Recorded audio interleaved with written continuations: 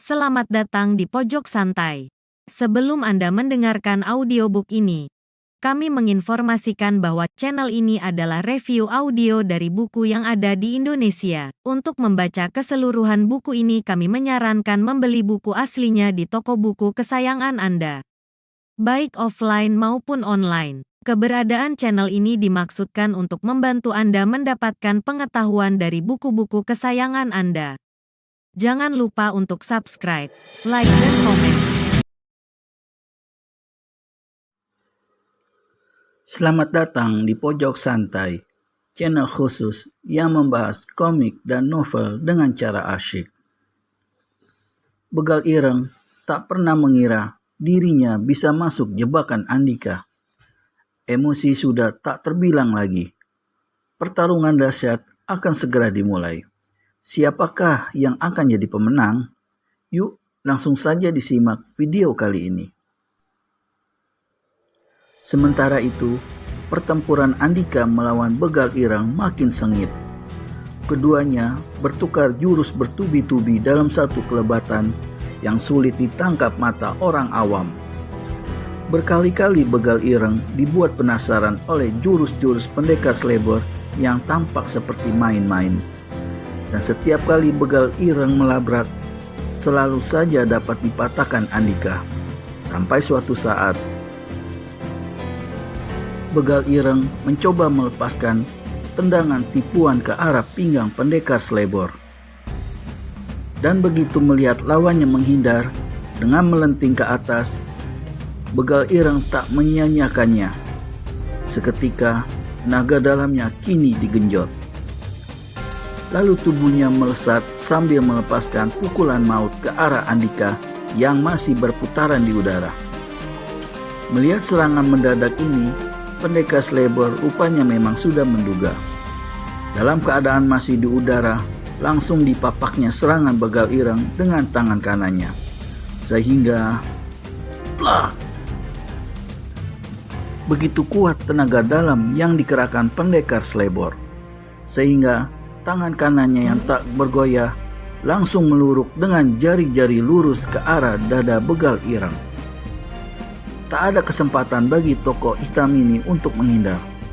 Apalagi keseimbangannya cukup goyah akibat benturan tangan tadi. Akibatnya, des! Tak ayal lagi dada Begal Ireng kontan terhantam jari-jari tangan kanan Andika dengan telak. Tubuhnya terdorong deras dan jatuh keras di tanah, menimbulkan debu-debu yang bertebaran di sekitarnya. Bukan main terkejutnya Begal Ireng menerima totokan jari pendekar Slebor. Sambil menahan sesak luar biasa, dia berusaha bangkit. Sebenarnya, jurus-jurus pendekar Slebor memang sulit diduga. Bahkan seringkali terlihat ngawur. Namun, akibat yang dihasilkannya sungguh sulit dipercaya. Padahal, benteng pertahanan Begal Ireng selama ini tidak bisa ditembus oleh tokoh sakti manapun. Ki Panji Agung, lawannya dulu pun harus bertempur lebih dari ratusan jurus untuk bisa menembus pertahanannya.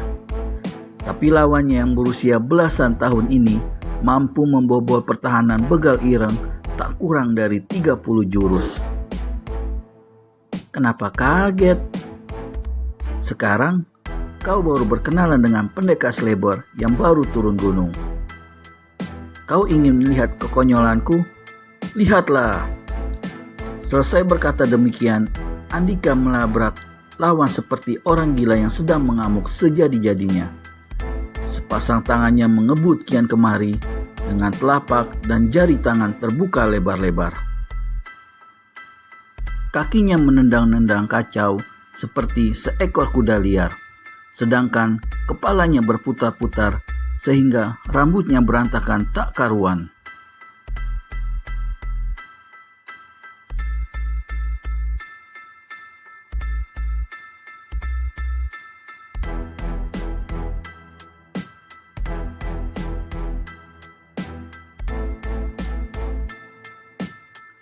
Hus, hus, hus, hus. Andika menggusah. seakan-akan menganggap Begal Ireng, tokoh sakti papan atas aliran hitam itu, sebagai ayam miliknya yang hendak digiring ke dalam kandang. Begal Ireng menjadi kalang kabut menghadapi serangan ganjil lawannya. Selama menjadi tokoh sakti, dia hanya berhadapan dengan lawan yang mengerahkan jurus-jurus terarah. Tapi lawannya kali ini sungguh membingungkan. Serangan yang dikira mengarah ke biji mata, ternyata menyempong ke biji telarang. Serangan yang mengarah ke ulu hati, ternyata meliuk ke ubun-ubun. Gerakannya seperti daun kering tertiup angin, sewaktu-waktu dapat berubah tanpa terduga. Itulah jurus memapak petir, membabi buta. Jurus yang berhasil diciptakannya dalam purnama kedua di Lembah Kutukan. Maka akibatnya, duk, plak, plak.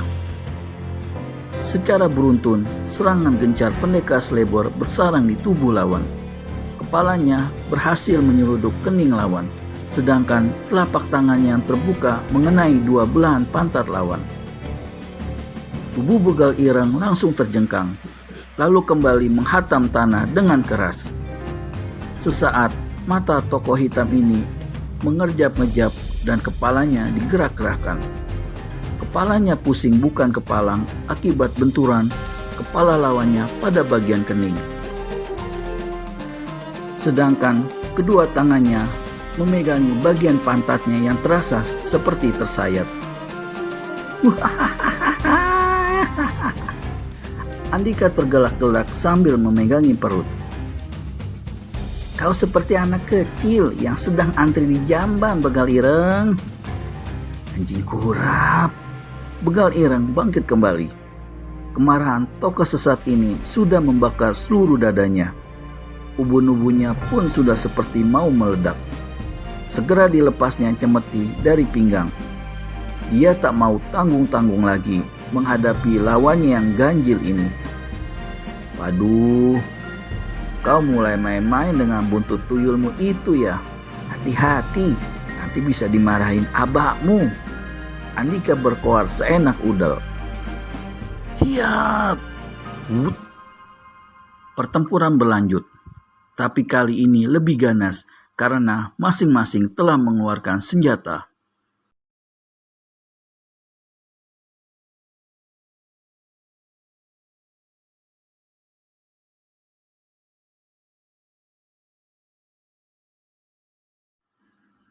Begal Ireng yang telah kalap tak peduli lagi dengan lawannya yang masih muda. Yang jelas, keturunan pendekar Lembah Kutukan harus dilenyapkan. Begal Ireng cepat mengebutkan cemetinya ke bagian kepala Andika lewat jurus ketujuh, sabetan ekor iblis. Namun, tubuh pendekar Slebor itu jurus mencelat ke atas menuju kepala lawan. Di udara, tangannya yang tengah memegangin kain catur pusaka memecutkan senjata itu ke tangan Begal Ireng. Setelah terlebih dahulu meliukkan tubuhnya menghindari jilatan cemeti. Cetar!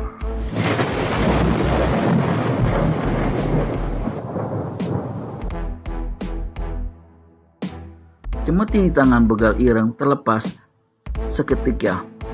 Sedangkan tubuh pendekar Slebor yang meluncur turun di belakang Begal Ireng.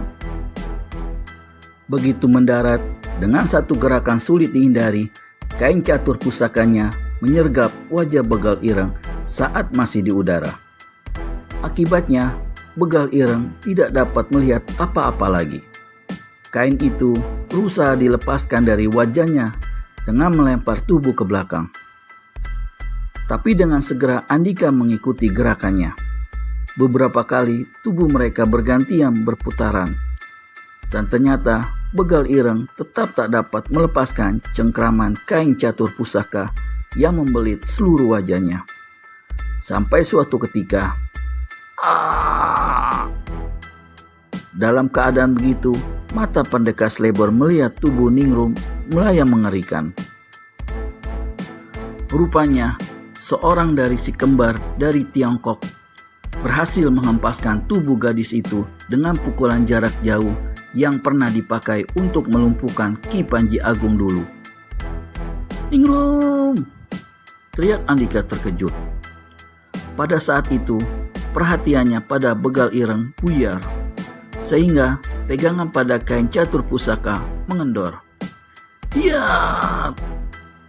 Berbareng satu gerakan berputar, begal ireng yang berjuluk pencabut nyawa berhasil melepaskan kain catur pusaka milik Andika dari wajahnya.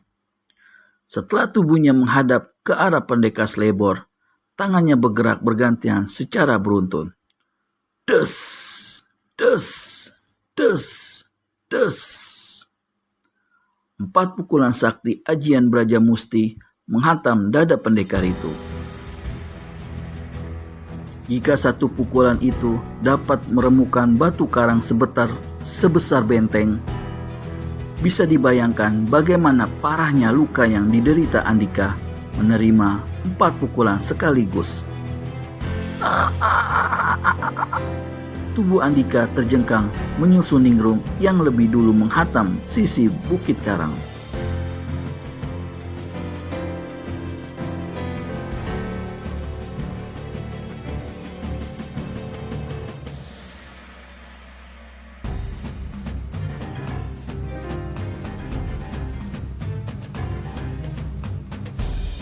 Tubuh pendekar Slebor lunglai setelah menabrak tebing terlebih dahulu.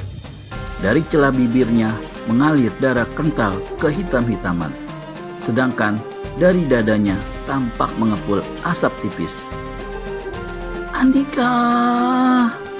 Peki Purwasi melihat pemuda yang dicintainya tergeletak tanpa gerak. "Jangan dikira dapat mengalahkanku, bocah ingusan," ledek begal ireng puas. Pertempuran terhenti ketika Purwasi berlari menuju tubuh Andika dengan derai air mata di pipi. Semuanya tertegun menyaksikan seorang pendekar dari keluarga pendekar Lembah Kutukan ternyata mengalami nasib mengerikan di tangan begal ireng.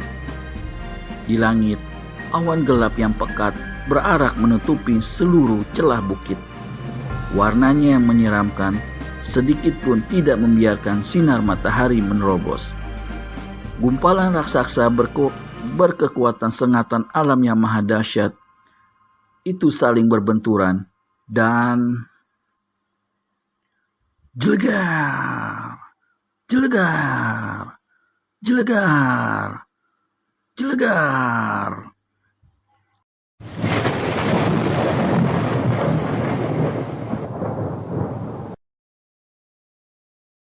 Empat jilatan lidah petir mengkerjap, menyengat tubuh lunglai Andika sebelum Purwasi sempat memeluknya. Bahkan tubuh wanita itu terhempas karena ledakan petir yang merasuki tubuh Andika secara aneh. Dari tempat yang agak jauh, semua mata menyaksikan bagaimana tubuh pendekar muda itu menyala terang bagai disinari ribuan lidah api. Warnanya merah kebiru-biruan, memancar hingga ke 10 tombak dari tubuhnya. Purwasi yang berada paling dekat dengan Andika langsung memekik nyaring seraya menutupi kedua mata dengan tangan. Bahkan para prajurit yang berada di ujung celah ikut menyipitkan mata karena silau. Sesaat berikutnya, tubuh Andika mengejang lalu bergetar hebat. Sebuah kekuatan alam yang maha dahsyat telah bergolak dalam tubuhnya. Itulah akibat yang terjadi setelah beberapa waktu lalu pendekar Slebor ini memakan buah langka inti petir warisan Ki Sabta Cakra. Dan mendadak saja tubuhnya bangkit dalam satu erangan panjang. Dalam tubuh masih berpijar menyilaukan, sepasang tangan pendekar Slebor menyilang ke depan dalam getaran keras. Dari sepasang telapaknya, tiba-tiba saja meluncur 2 larik sinar tebal berwarna kebiru-biruan seperti petir menuju ke arah begal ireng.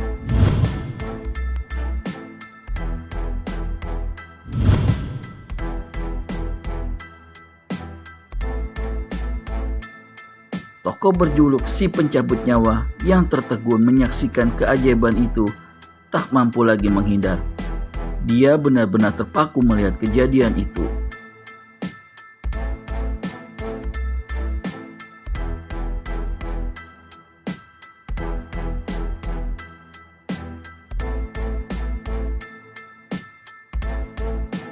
Cetar!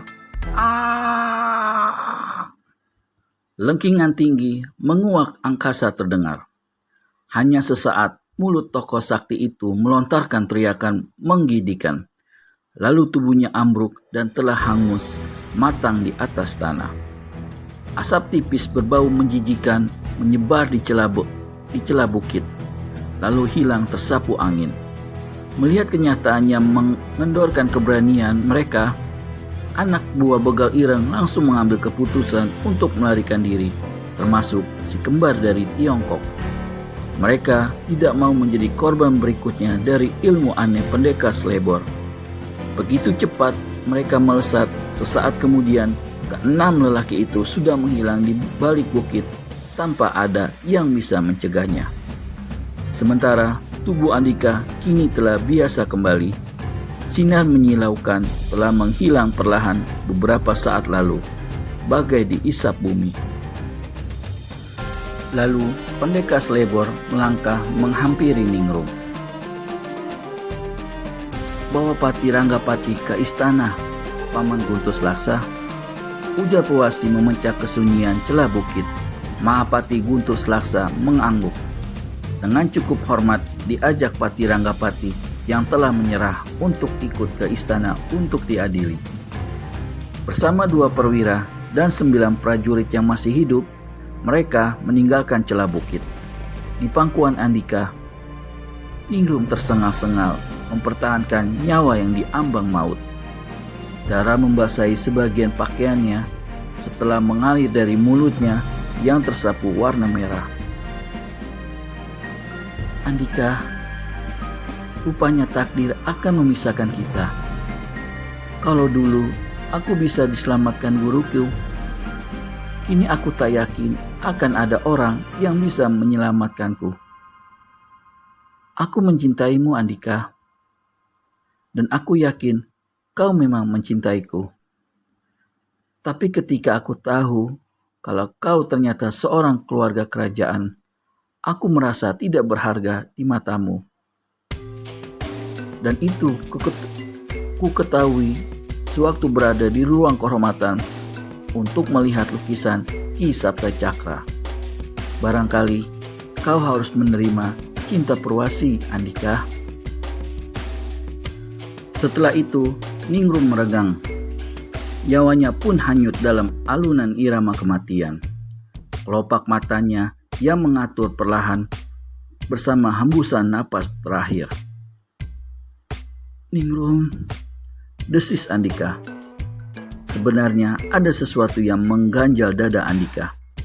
Walaupun dia keluarga kerajaan, tapi siapakah orang tuanya yang sebenarnya? Dan mengapa dia dibuang di pinggir hutan? Ini yang menjadi beban pikirannya. Awan gelap beringsut di atas sana. Sinar matahari sore menerabas lembut di celah bukit yang bisu, menyinari Andika yang memeluk tubuh Ningrum. Tak ada kata yang ingin diucapkannya.